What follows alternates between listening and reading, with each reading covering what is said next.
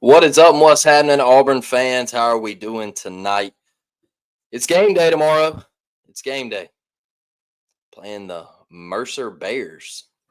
So, I know everybody, the big talk is the Iron Bowl, and I get it. I understand it. We do have Mercer this week, tomorrow, 1 o'clock, Jordan Hare Stadium. I think we need to be focused on that one before we get to the Iron Bowl talk. I know there's been a lot of stuff being thrown around right now. Obviously, Auburn is looking for a coach. And right now, there's rumors. I don't know how true they are, but it's circulating on social media that Penn State and Kalen DeBoer, there's a little bit of smoke there. So, Iron Bowl week is going to be just through the roof. There's going to be content everywhere, even though Auburn's record isn't the best, I guess you could say, for this matchup, and Alabama will be fighting for their playoff lives. Um, it's still going to be hostile. Jordan Hare Stadium is still going to be electric. Auburn's still going to show up and give everything they got to Alabama. It's still going to be a classic Iron Bowl. So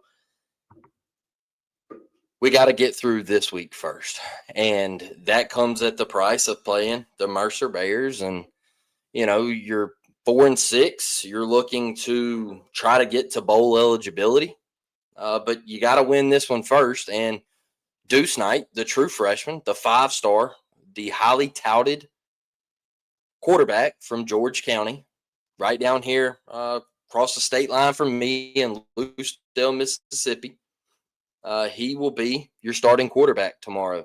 And I think Auburn made the right decision. I think this is the correct move by DJ Durkin.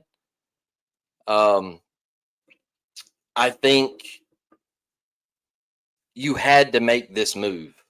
I think in order for Deuce Knight to return to Auburn, I think this was a must. And I know some other podcast people and people that do these episodes and all of that, these talking heads, they might say it wasn't needed and things like that.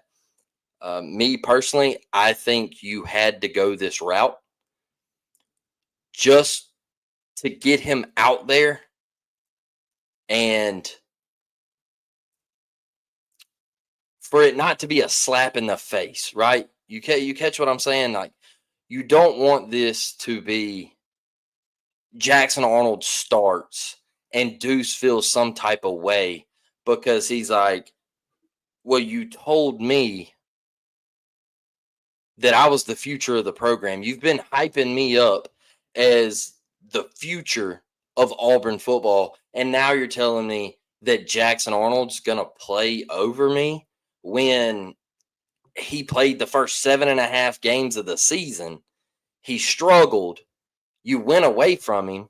Then you benched Ashton in a game against Kentucky. You threw Jackson back out there, and that didn't work either. Then you threw Ashton back out there, and then you want to start Jackson again?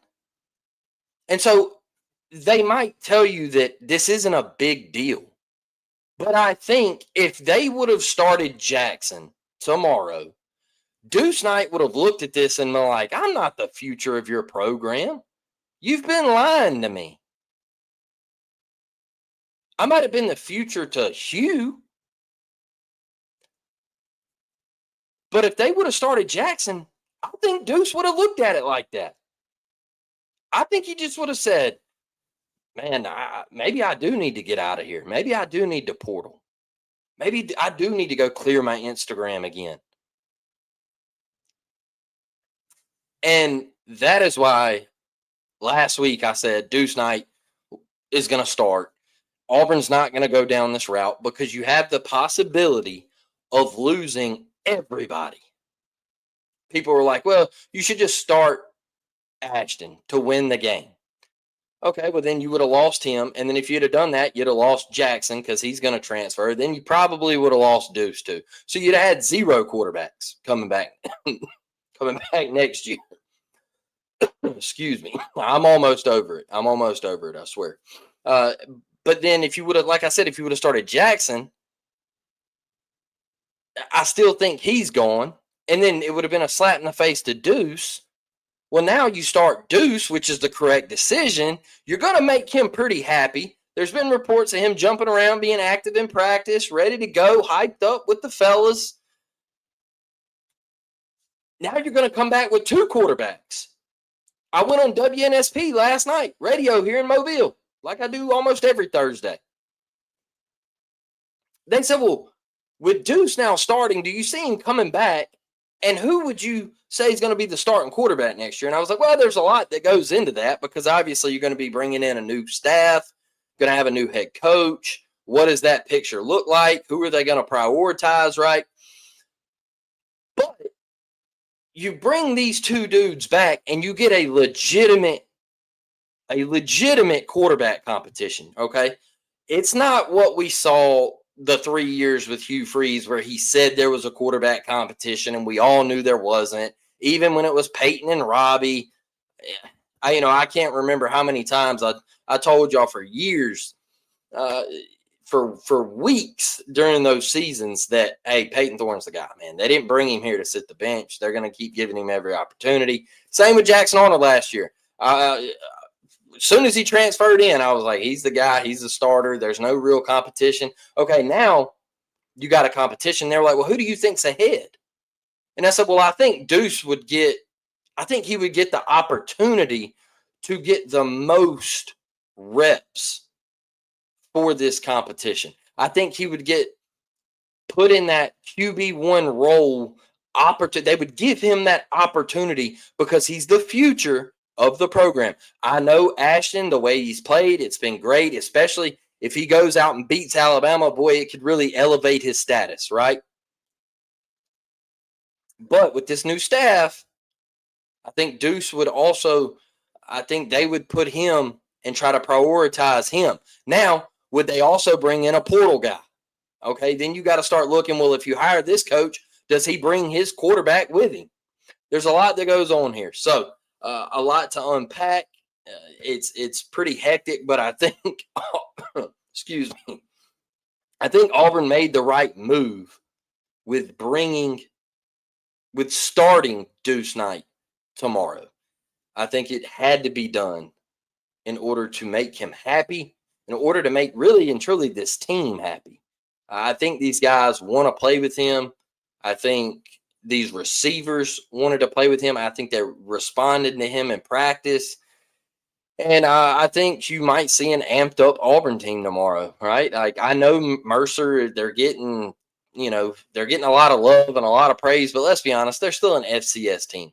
Auburn should control the line of scrimmage. And if Auburn gets in any sort of trouble, you still should be able to turn around and hand it off to Jeremiah Cobb and let him run free and score a couple tuds. And you should be able to dominate this game, even if Deuce goes out and doesn't have the best performance, right?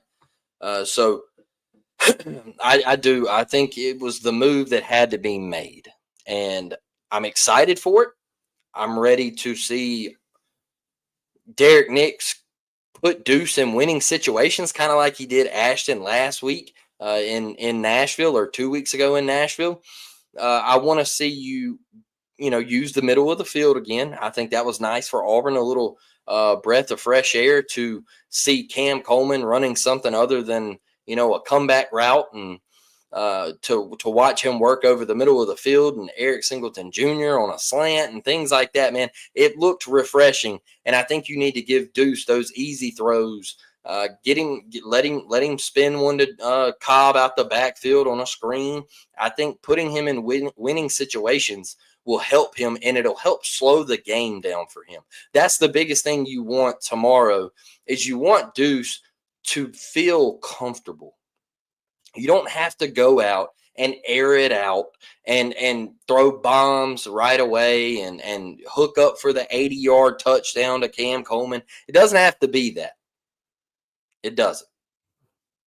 You can go out there and maneuver your way down the field, a methodical drive, and I think I think these fans would like that, but I also think these players would respond to that. So I'm really excited about seeing Nine out there and Deuce getting his opportunity. So a lot of things have been going down. A lot of things have been circulating. We know the Lane Kiffin drama. Eli Drinkowitz, where's he going to end up? Florida's looking for a coach. Auburn's looking for a coach. Everybody seems to think that it's John Summerall. All right. Who would be against John Summerall? I wouldn't be against it. I think he's a heck of a coach. He's won both places he's been. He's a defensive-minded guy. I like all of those things. And if he was to hire, I would be down with it, right? Like I would be a little nervous about it because I am nervous about the G5 route and things like that. But I think Auburn's in a great spot here. I think they're running a very quiet and tight ship, and I do like that. Like I'm very, very excited that Auburn isn't getting pummeled in the national media. And maybe it's what's happening at Ole Miss right now. Maybe that's getting most of the attention, but it feels good for Auburn not to look like a complete circus this coaching search, which is what the last two kind of look like. Because the last one, we were dealing with the Lane Kiffin stuff. And then the one before that, it was the hot tub situation, Potato Head in Idaho. And it was just a madhouse, a circus, right? So it feels good that Auburn's flying under the radar. Now, I've kind of had some conversations, and I'm like, well, do you think that John Cohen is up to something bigger? Like, do you think they're not a mystery candidate? Because I know that term gets floated out there a lot, but is he up to something? Is he up to something like astronomical? Is he going to land this big name? Maybe it's not John Summerall. Maybe it's something bigger. Like, that's what I'm interested to see because you haven't really heard a peep of what's going on.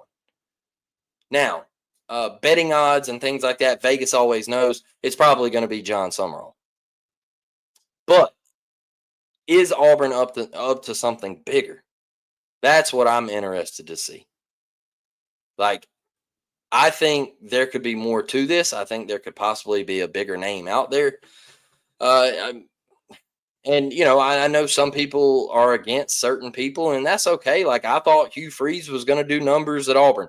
I didn't like really think he would possibly win a national championship at Auburn, but I felt like he would have us on the cusp to get into the college football playoff and competing for championships, and at least to be at the top of the SEC, every now and again. But that did not happen. So I was wrong about that.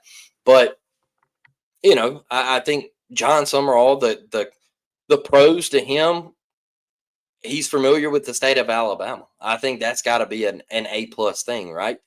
He has a history at Troy, and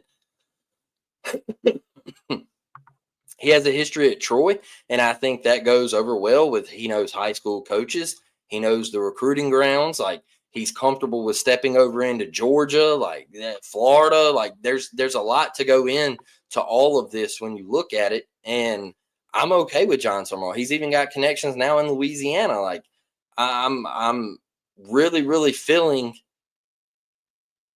okay with him being the next coach at Auburn. And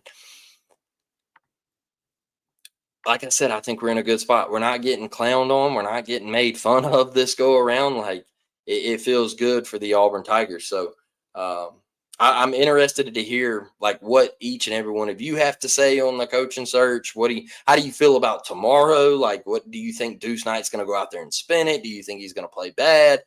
I know the Ball State stuff has everybody a little worried. Me, I just think that was him running out there in front of 88,000, and it was his first snap as a college player, and I think he was just a tad nervous. Let's get over here in these comments. We're a little light tonight. We're a little light. I know the War Report's going live, and I get it, but I had to fit this one in here. I've been sick as a dog. I usually go live on Thursdays, but I just couldn't do it last night. I could barely talk last night. So Miss Connie says, War Eagle, how are we doing tonight? Thomas, my guy, War Eagle, y'all. Always War Damn, man. And here we go. As long as it ain't Dabo, sure, he won natties. At this point in time, do not believe he is the answer for AU. I'm happy to be wrong, though. Here's my thing with Dabo.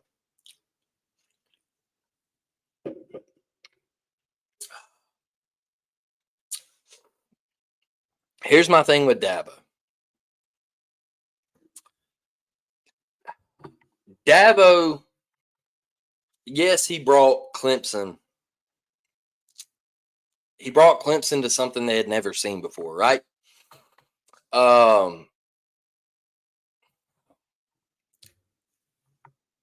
What's this is a tough way to put it, I guess. He brought Clemson from something they haven't seen before, and he had two generational QBs with Deshaun and Trevor.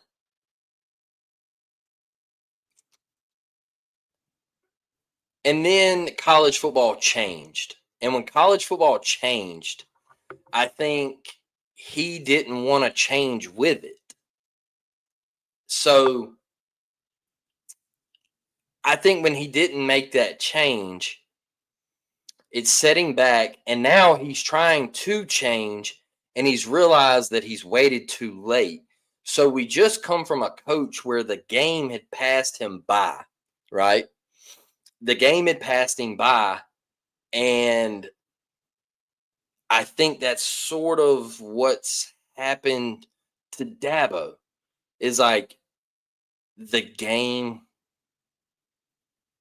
passed you by and you didn't want to adapt. So why should Auburn go and take a chance on a guy who's like, oh, I hate the transfer portal and I don't really want to go that route. And you got all these rules and stipulations. And I just think it's a huge gamble. I think it's a huge gamble. If he was to come to Auburn and make those changes and run it a different type of way, I would might get on board. But I'm kind of with the Dabo thing, and I think college football is a little different now, and I want a younger guy. Like that's another pro for Summerall to me is like he's a younger guy. He gets the day and age of football that we're in with revenue share and like all the NIL stuff and all that stuff. I think he gets it, and so I wouldn't be mad at Dabo. I wouldn't be against it, but I wouldn't be like super excited if you get me, right? Um that would be my only thing with Dabo is like I wouldn't be through the roof excited. And he's a bammer. Uh, I just don't see DJ Durkin will stay with a defensive head coach. I think he will. I think he will. I think DJ Durkin wants to be in Auburn for a while. I believe we win tomorrow. DK throws for 190 and runs for 50. Cobb takes over. Excuse me, y'all. Cobb takes over and gets 3 TDs. I'm with you, Thomas. Like, I don't think Deuce like really goes out there and they like let him light it up, and all that. I think he goes on some pretty solid drives, and I think they lean on Cobb a little bit. I think Auburn gets up big early, and they kind of put in some twos and things like that. And then I think in the second half, I think they're going to throw Jackson in there and kind of coast this thing out. Probably don't want to get anybody hurt before the Iron Bowl, things like that, man. I think Auburn is going to just ease into it tomorrow. Like, I want to see them put Deuce in comfortable situations. I want to see them let him rip it a little bit, but I don't think they're just going to go out there and beat Mercer like 60-3. And maybe Jackson comes in and lights the world on fire and they do get to that, but I just don't think they're going to go in there and just absolutely boat race them out the gate. Miss Karen, how we doing, War Damn fam?